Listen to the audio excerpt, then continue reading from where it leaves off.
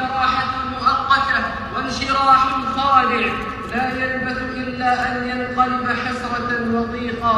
وأما الشرك والضلال فمن أعظم أسباب ضيق الصدر، ومن أسباب انشراح الصدر كثرة.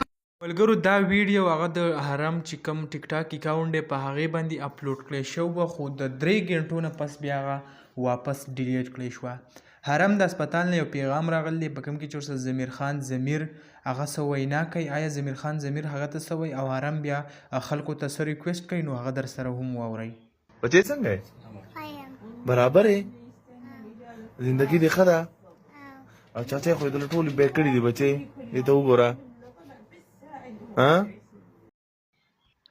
د ضمیر خان ضمیر دا وینا هم ده چې حرم کومې ګردې چې دي هغه پیل شوي نه دي. یعنې په تیر شوی یو ویډیو کې ضمیر خان ضمیر صاحب ویلي چې د حرم کومې دواړه ګردې هغه پیل شوي دي او په هسپتال کې داخل ده.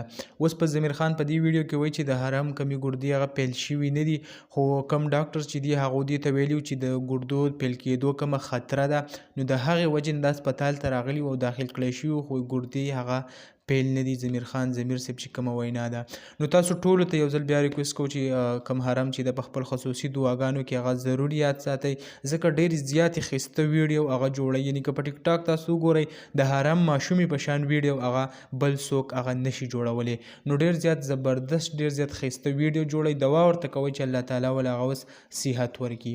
نو دغه معلوماتو دغه ویډیو هغه هم تاسو سره بیا کوم معلومات چې راغلي هغه هم شریک کړه نو انشاءالله په بل ویډیو کې به ملاویږو. د نن دپاره دا کافي وه. د لوی الله په امان.